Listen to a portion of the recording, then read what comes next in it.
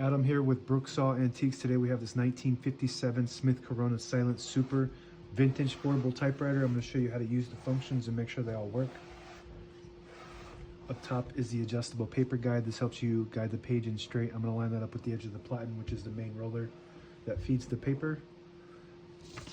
And above that are the margins. This is your left margin and this is your right margin. You just want to make sure that they are in between the two paper fingers so you don't get stuck on them. And that's the paper support arm that flips up from the back.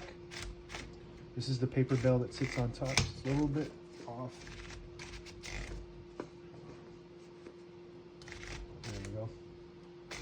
This is the paper bail that sits on top. It's got 3 adjustable rollers. So we're going to test those margins. And that's when you know you're dealing with a luxury Smith Corona, is when you have the 3 paper bail rollers plus the paper fingers in front to help support that paper so you get the nice print.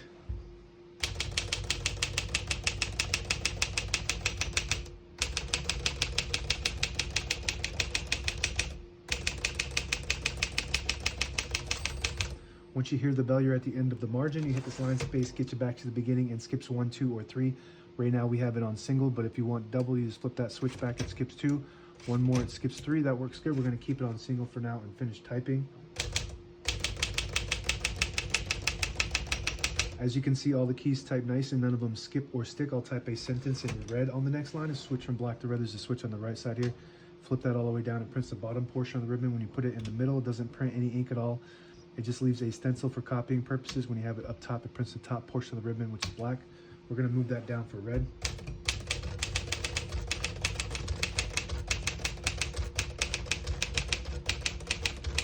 Beautiful typing machine. This is one of the best typewriters ever made. Silent Super. Obviously it's not silent, but it's much quieter than the typical typewriter.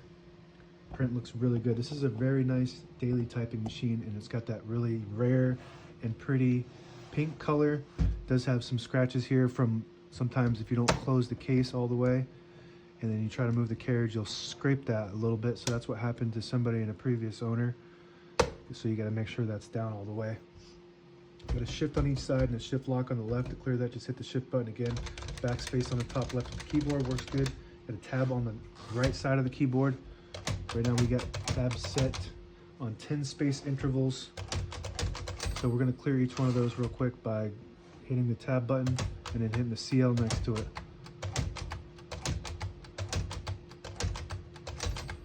So we shouldn't have any tabs now. But as you can see, if you hit that tab button, sometimes it can go slamming all the way to the end, causing wear and tear on your typewriter. So I always like to set one somewhere in the middle. So we're going to set one right there by hitting the set button, and we'll test that.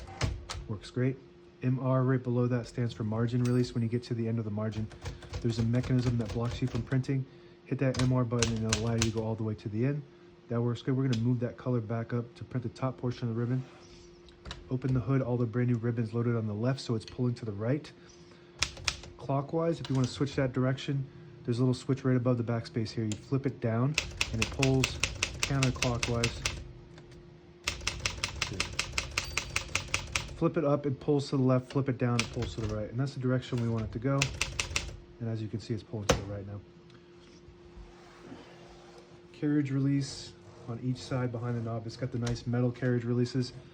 On the newer models, they have the hard plastic ones. So those break off all the time. I was able to design and 3D print those. So if you need an extra spare one, check out my shop. This one doesn't need them though. This model doesn't. This is your carriage lock. You lift it up, it releases the carriage and locks in the middle. So when you have it in the case, it doesn't bang around and cause damage to your escapement, which is the mechanism that allows the carriage to move one space at a time. And since the page is still in there, we're going to go ahead and flip the paper release forward, and it unlocks the rollers underneath the platen, allowing you to pull the page out easier, load thicker paper like carbon copy or card stock. Make sure you flip that back before you load the next page, or else it won't load correctly. I'm going to flip these down for now. Left side carriage release, very smooth. This little knob, if you pull it out, disables the spacing when you turn the knob so you can get to an exact spot on the page. You push it in and you get those clicks. Same concept with this little lever on the inside here. You flip that down, it disables the spacing. Flip it up, you get the clicks. And this also has a page gauge like a lot of other Smith Coronas of this era. You just set it, and I don't know if you can read that, but it says set and end. So you want to set it right below the 11. Where's that 11 at? Is this one? There it is.